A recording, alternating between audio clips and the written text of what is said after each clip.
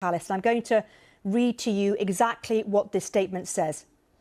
Prince Andrew will now be known as Andrew Mountbatten-Windsor.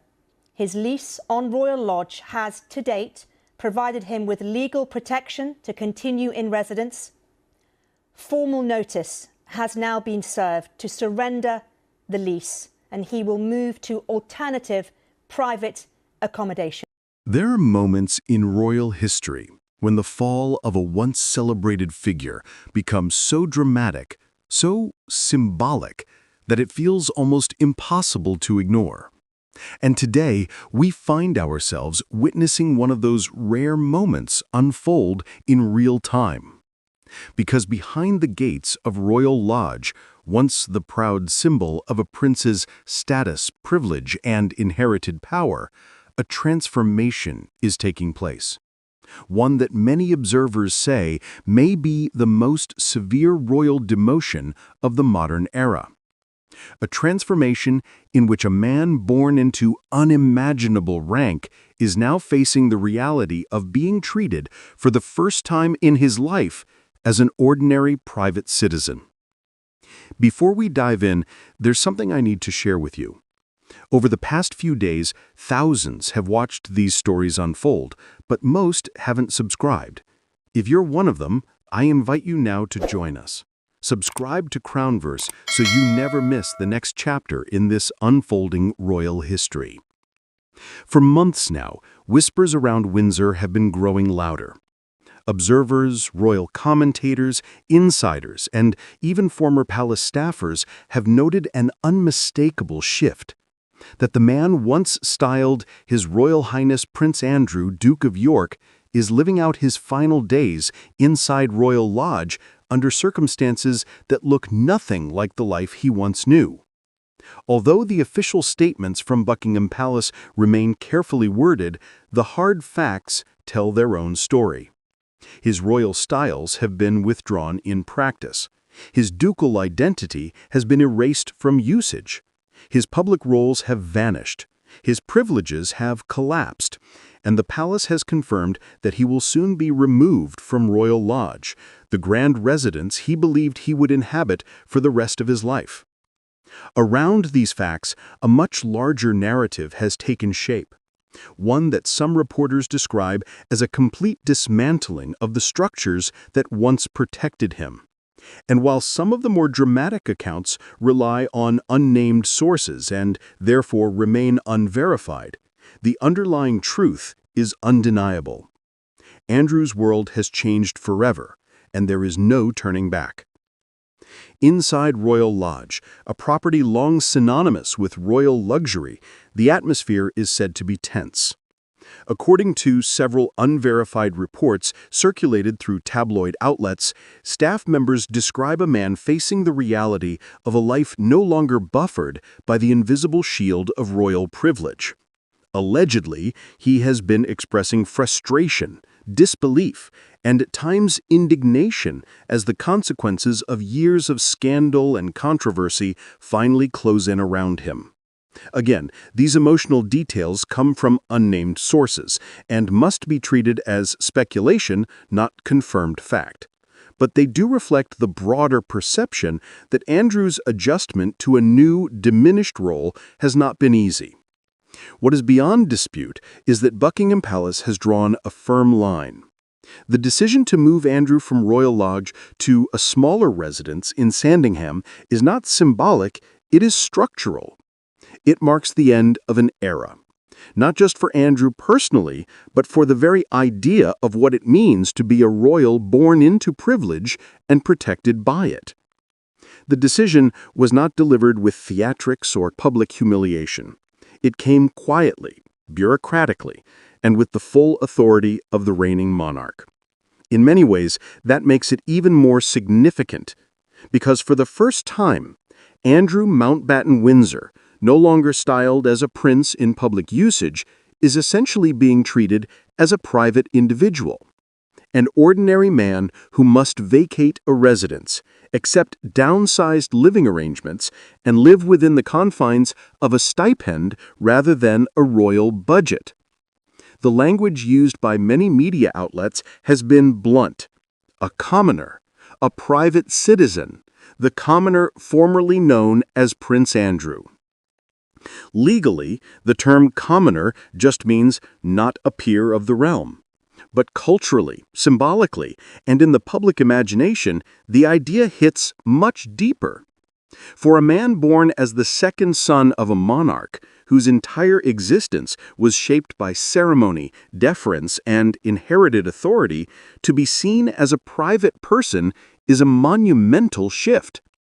And it reflects King Charles's determination to reshape the monarchy into something smaller, more accountable, and far less tolerant of scandal. This change has been building for years. It began when Andrew was stripped of his military titles and public patronages. It intensified when he was barred from official royal events. It reached a legal threshold when he was removed from the style His Royal Highness in public usage. But the eviction from Royal Lodge, the one place where Andrew still walked halls that reminded him daily of his royal birthright, is the moment when everything became real. There is an emotional weight to losing a home, especially one tied to family history. Royal Lodge is not simply a house, it is a symbol. It was once the home of the Queen Mother. It has 30 rooms, sprawling gardens, and a legacy woven into the fabric of royal memory. Andrew believed he would live there for life, but now, as the moving deadline approaches, his long tenure at the estate is drawing to a close. And around this, unverified reports claim that the relationship between Andrew and Sarah Ferguson has also reached a turning point. While they continue to live under the same roof, at least for now, some outlets allege that their daily lives are increasingly separate, marked by stress, fear for the future, and difficult conversations about what comes next. Again, these accounts are not confirmed and originate from anonymous sources, so they must be understood as speculation. But they do mirror a deeper truth. The world they built together, even post-divorce, is no longer stable. And then there is the question of Beatrice and Eugenie, two princesses who have remained steadfastly loyal to their parents, while navigating the fallout of both their father's scandals and their mother's revived controversies. With Andrew's relocation imminent, many believe the sisters are stepping in privately to offer support. Some analysts argue that Eugenie inviting Sarah to stay with her in Portugal reflects not only family loyalty, but a growing recognition that their parents may now need shelter of a different kind, the kind that comes from daughters trying to protect their family's dignity. None of this is formally confirmed, but it echoes a long-standing truth. The York sisters have always protected their parents fiercely.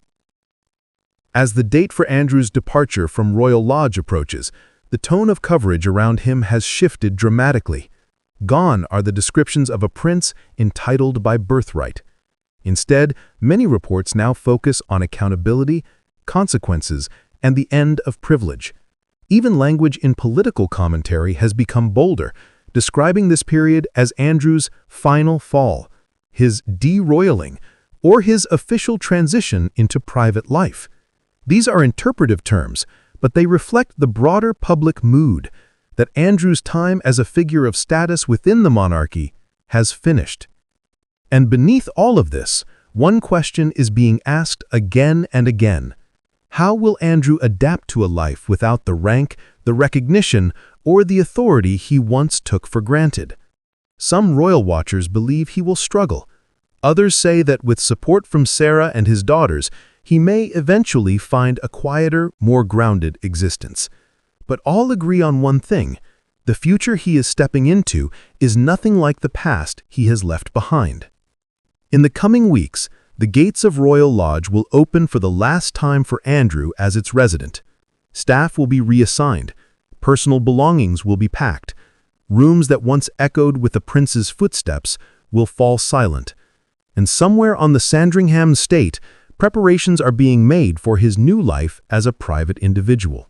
A life without the grandeur, the insulation, and the reverence that once defined him. But beyond the practical changes lies something far more symbolic: a message from the king to the nation and to the world that the monarchy he intends to lead will not protect those who damage its reputation, that titles, styles, and privileges are not shields that can be relied upon forever, and that accountability, even within royalty, has become the new standard. And as always, the public remains divided in its response. Some say Andrew's downfall was inevitable. Others say it was long overdue, but almost no one denies the historic weight of what is happening. A prince born into unimaginable privilege is now walking into a future where he must live as a private man, not through choice, but through consequence. And so the story continues to unfold, not with spectacle, but with quiet, decisive shifts behind palace walls, moves that signal a new era, decisions that reshape the royal landscape, and a transformation that will be studied for years to come as one of the most striking royal reversals of modern times. If you've watched this far, you are exactly the kind of viewer who understands the deeper layers of these stories, the symbolism, the consequences, and the history being made right before our eyes. And I invite you to stay with us as we continue to uncover every detail, every shift, and every turning point in the life of the modern monarchy.